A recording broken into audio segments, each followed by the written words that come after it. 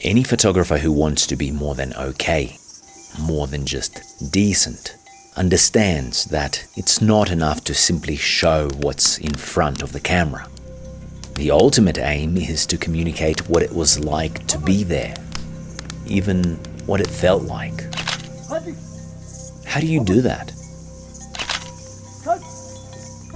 Of course, you've got to have the experience, you've got to make the photo, but beyond that, what do you do?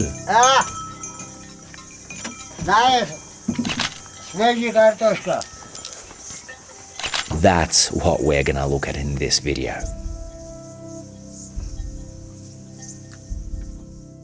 Hey there, I believe that the best way to learn is by doing. And what you'll be doing today is editing my photo with me. We'll do it step by step.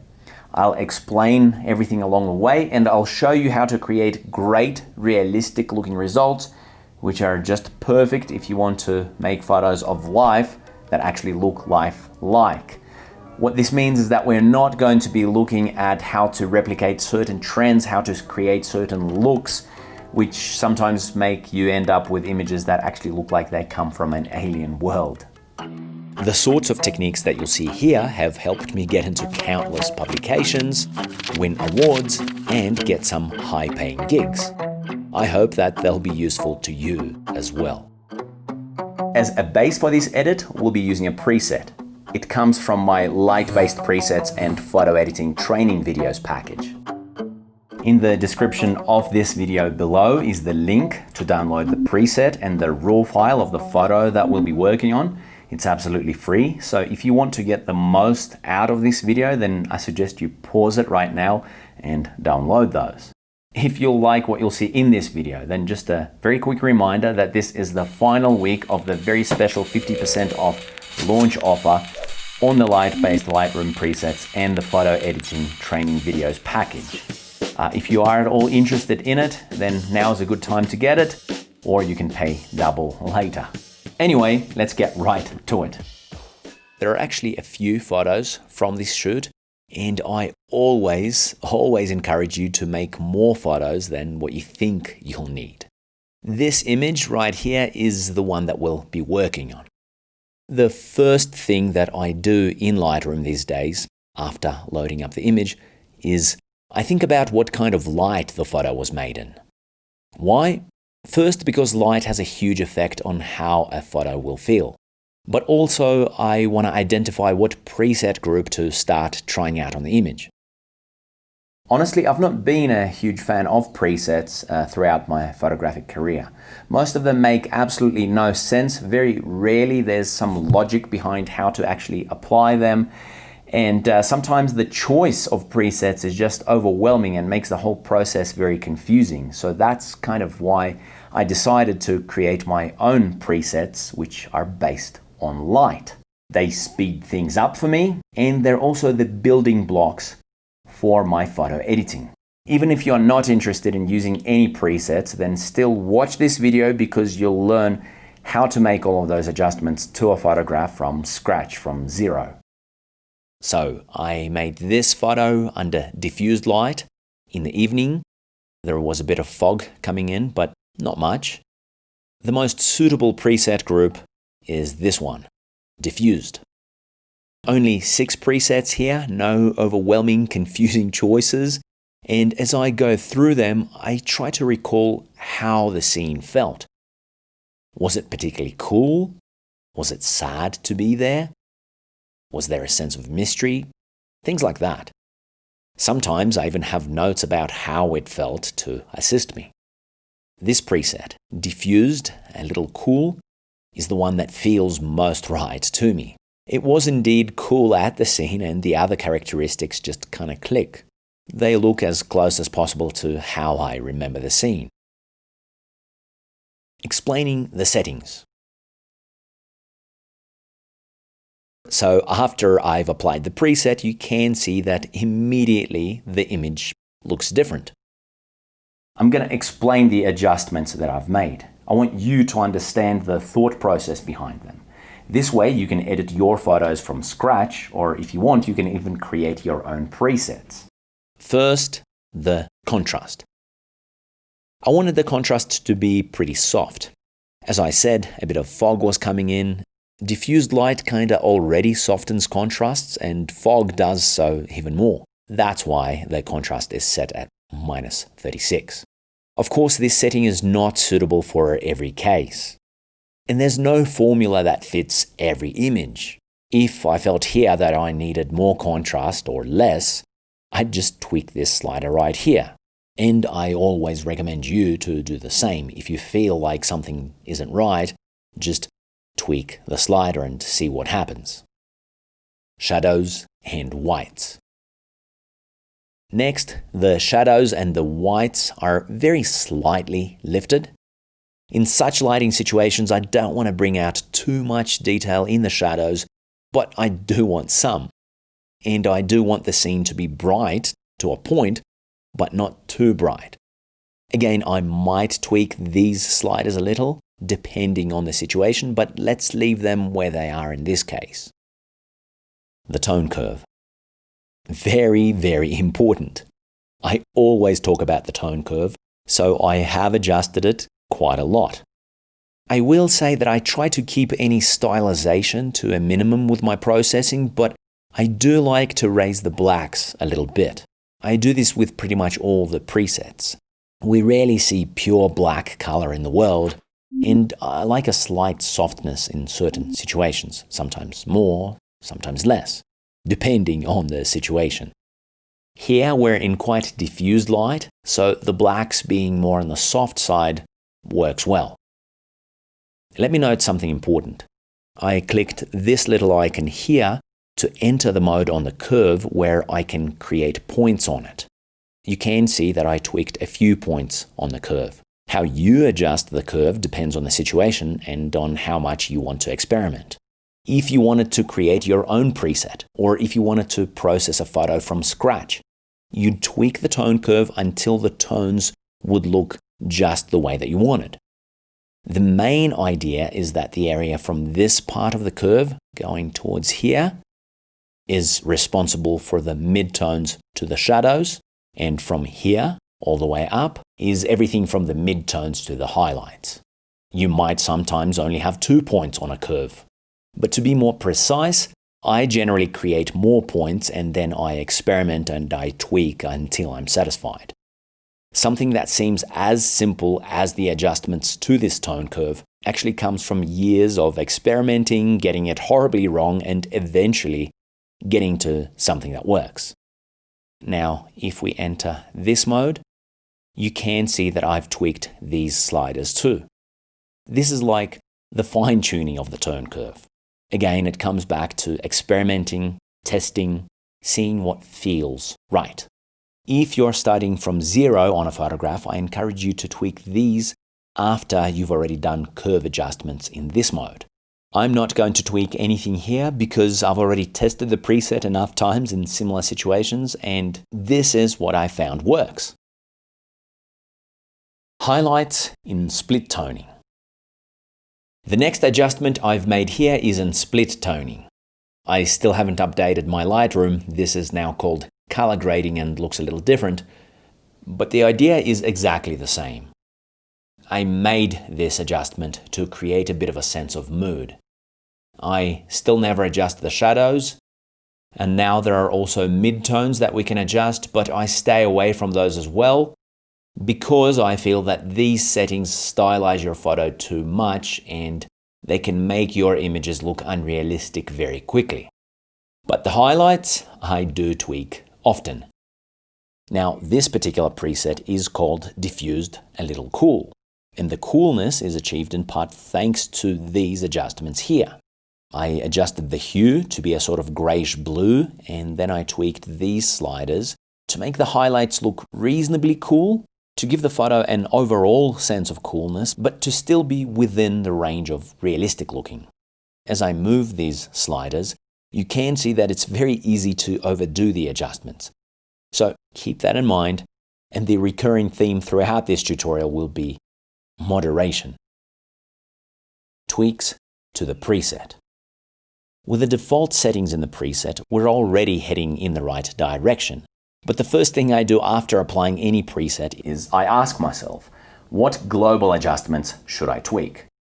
Remember, global adjustments are the ones that apply to the entire image. One slider that I tweak often is the exposure slider. It's a basic adjustment that will make the image darker or brighter. And this can actually make a drastic difference to the way that the image feels. In this case, the image seems just a tad dark. So let's raise the exposure very, very slightly to +10. Another setting to tweak often is temperature. Sometimes playing around with it might actually remind you of what a scene felt like. And that was the case for me here.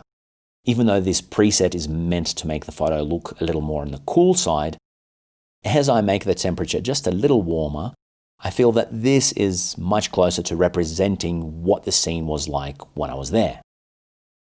The image still looks pretty cool overall because of the adjustments that I've made to the highlights and split toning. It's just not as cool. So we're almost done with the global adjustments, and the last thing that we want to adjust is here, the color profile. There are many color profiles if you go to this part, and some cameras have their own color profiles that might come up here. But sometimes too much choice is bad, so I try to make things less confusing and generally stick to these color profiles right here. As I go through them, you can see that Adobe Landscape raises the overall saturation a little too much. Adobe Vivid makes this image way too contrasty. And these three profiles are pretty similar. I encourage you to go through all of these profiles to see what they do.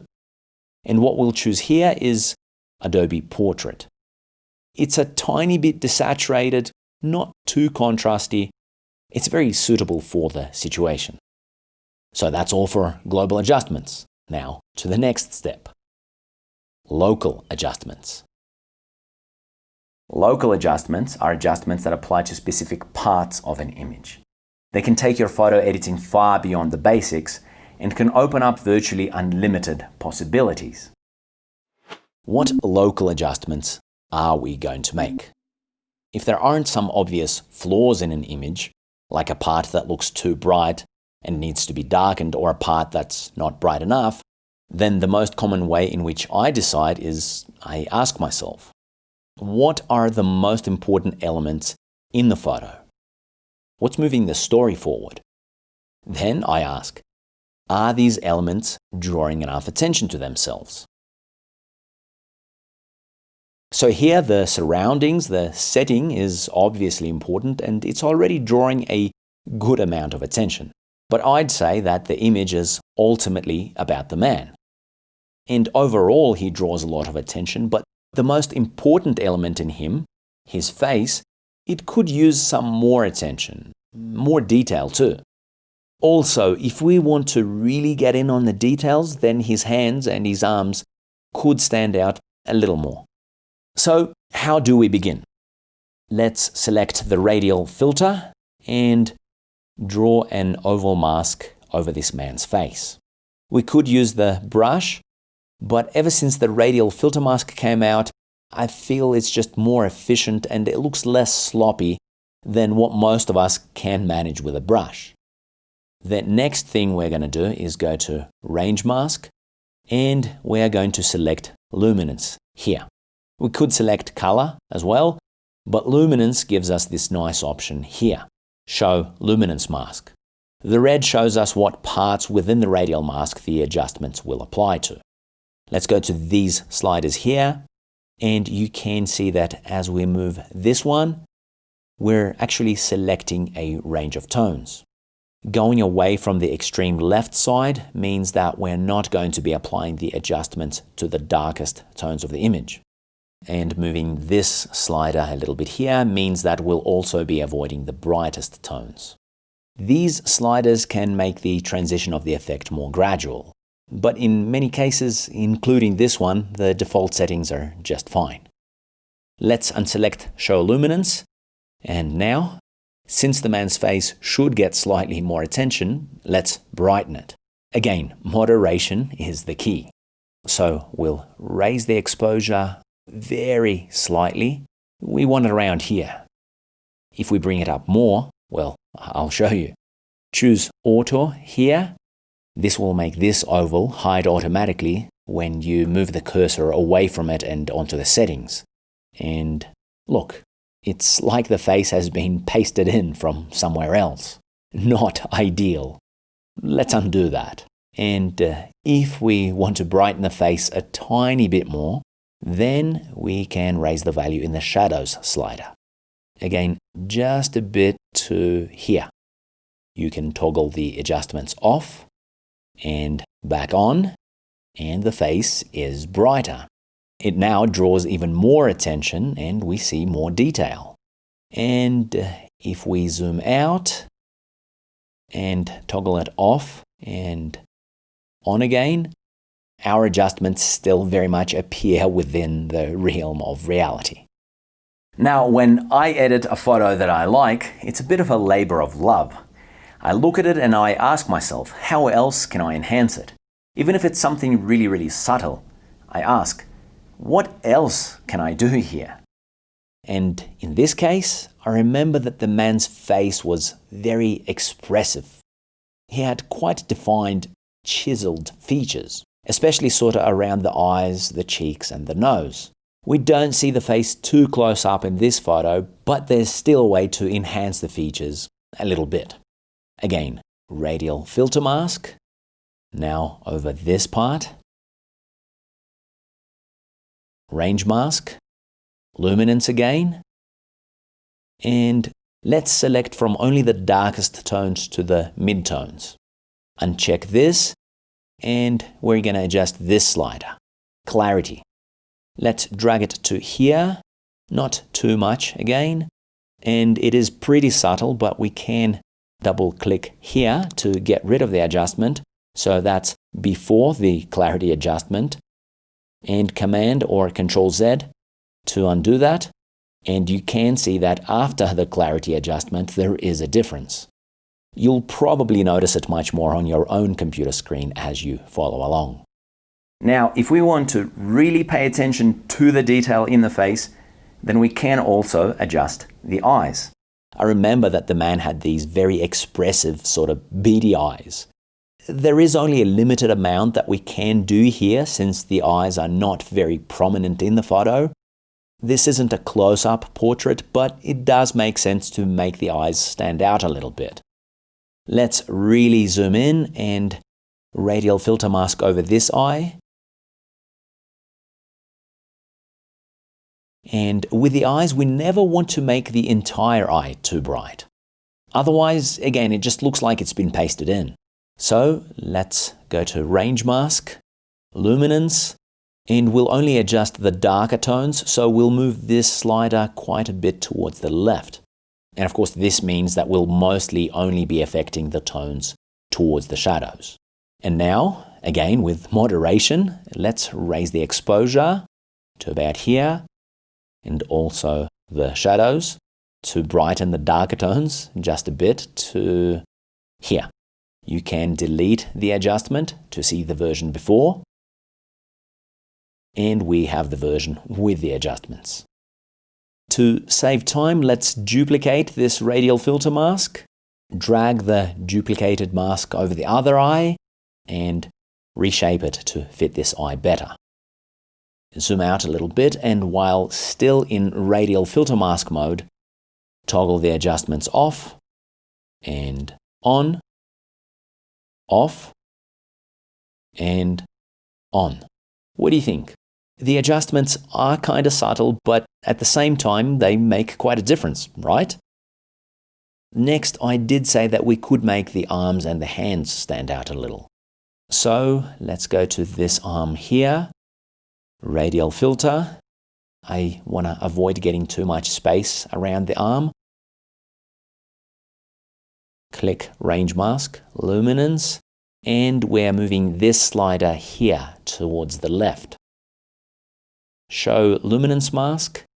You see here, we're going to be affecting the range from the shadows to more or less the midtones. I feel like I've grabbed a bit too much area around the arms, so just reshape the radial filter, uncheck this, and we'll only very slightly raise the value in the shadows slider, and the clarity will bring up to anywhere close to here is fine. And now let's again duplicate the radial filter mask, drag it over this hand, reshape it, and there we have it. You can toggle the adjustments off and on again, and zoom out and toggle them off for the whole image, and on again. The adjustments are nothing out of this world, but that's the point. We don't want them to be. Now you can press the # key on the keyboard to see the entire image before the preset and all of the adjustments, and press it again to see what we've done and what it looks like after. Again, before and after. I've come to this restrained, realistic kind of photo editing approach over the years. I believe that it's the most suitable approach when you're creating documentary work, or if you want to photograph life, or if you just want to have photos that look lifelike, not like they come from an alien world. And I mean, as you see the before and after again, there is a significant difference, but the idea behind this is not to wow the viewer with special effects or with photo editing. The idea is to wow the viewers with your actual photo, and then to make them feel the mood, the atmosphere, to draw their attention to what moves the story forward in a subtle way. All of this is achieved through restrained adjustments and some thought behind how you're editing your photo. Believe me, I'm guilty of over-editing images myself. I would often end up with something like this, or like this, or this. And sometimes you don't realize that you've overdone it until maybe a few months later. And then you want to reprocess the image, but you don't remember where it is, what hard drive it's on, or maybe the hard drive is now in another country. Well, you get the point. So I hope that I've given you some valuable lessons there and maybe even saved you some hassle. If you like this kind of comprehensive, detailed tutorial with raw files to follow along, then there are 8 more in my light-based Lightroom presets and the photo editing videos package. Of course, there are over 40 presets too, which will save you a lot of time. This is the final week of the special launch offer of 50% off, so it's pretty much now or pay double later. The link with all you need to know or to get the package is in the description. This concludes the series of videos on photo editing, photo processing. I hope that you've enjoyed them. I hope that you found them useful and learned some things. If you have any questions about photo processing or about the educational package that I've mentioned here, then ask away. I'm here to answer. Otherwise, that's about it from me. Until the next video, goodbye.